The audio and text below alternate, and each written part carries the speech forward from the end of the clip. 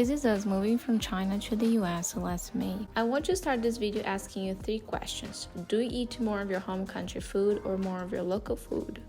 Do you hang out more with your country mates or with a diverse group of people?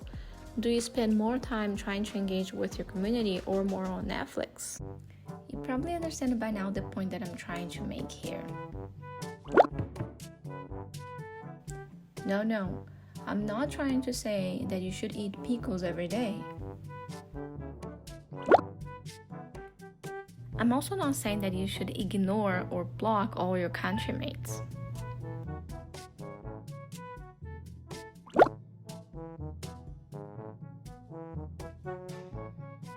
Oh, and I'm also not telling you to cancel your Netflix account.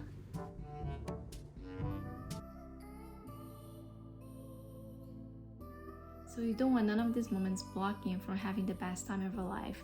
When living abroad, you should be prepared to embrace every new opportunity that comes up, just like tasting new foods. You just have to remember that you're there for the experience, to create memories, and not really for the food. Sometimes those opportunities, they don't come up naturally. We really need to push ourselves to go out there and find them. I know it's difficult to talk with someone when you don't have many things in common, but if you put mental effort to listen what the other person has to say, many great things can happen. Just like Lorraine, I met her through a website called Conversation Exchange when I was on my journey to learn Chinese. I only met her in person twice, but we phone call and message each other whenever we can. I really value our friendship because we both put effort to make it happen. We all have those moments that nothing would take us out of a comfort zone.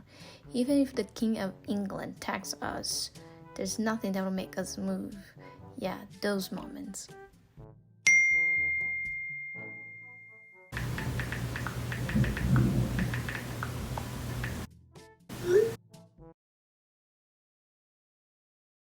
If there's one thing that I learned with my husband is to be spontaneous. I'm usually the crazy one about planning and preparation, and only the thought of it automatically makes me say no to many things, while he, on the other hand, only needs his skis, not even his shoes, because he can go out with just barefoot. So imagine if I have said no to every place he invited me to go.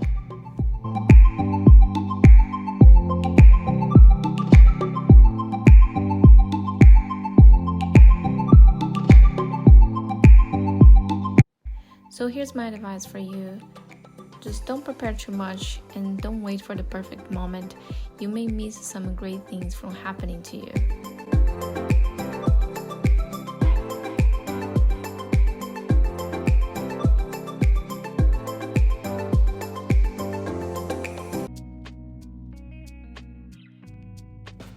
Feeling homesick is probably the worst part of living abroad. There is a phrase that goes like this: Paris is one of the most beautiful places in the world. Unfortunately, I was so homesick that I couldn't appreciate its beauty.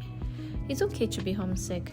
You just wouldn't want that to take over your head. It's normal that we miss our family and friends and things that we used to do. One of the things that I do to beat homesickness is to cook. Here in New Mexico, I have been cooking more often.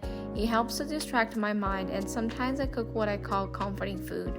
The kind of food that warms my heart and makes me miss home a little less. And since I'm staying most of the time at home now, whenever I have a piece of coursework, I get my laptop and trying to get myself out of the house. Sometimes I go to a coffee shop or a library, or sometimes I even do my work at the gym. And of course, I make plenty of use of social media and video calls with my family and friends. This really helps to feel closer to home, and missing them becomes a little less painful. To appreciate the place you live takes time and effort, and there is no shame to be homesick. It just means you come from a happy home. It's not easy to decide how to pack for international move. One thing that I learned over the years is to pack only the important and necessary items. It makes the trip lighter and more enjoyable, and I don't get to spend much on those excess baggage fees. I moved around too many times to learn that the less I have, the less I carry, and the less I have, the less I have to clean, and the less I have, the more I save. I know that certain objects brings memories and we get attached to them. But let's imagine if you go out of the house 50 times a year and every time you bring something new home. That means 50 new items for you to carry once you get to move again.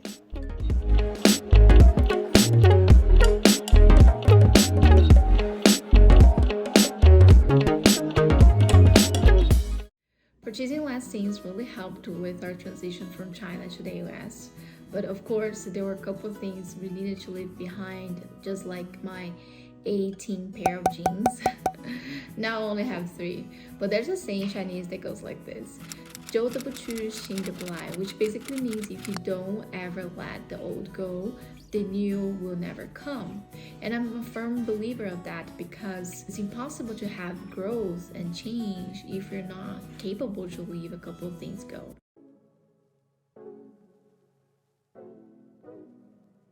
Moving to a new country, you won't feel home right away. It takes time. Think of yourself as a newborn who's just learning everything from the beginning. New tastes, new language, the culture, everything. From all the people that I have been talking to who's not from New Mexico, they usually say it took them 1 or 2 years to feel New Mexico as their home. When I moved from Brazil to China, it took me a good 3 years to feel comfortable with the food, the language, and everything. Today, China is my second home, and I miss it just as much. All we need to do is to slow down and allow the reallocation process to happen. After some time, you will learn to allow yourself to adjust naturally to make you happier in the long run.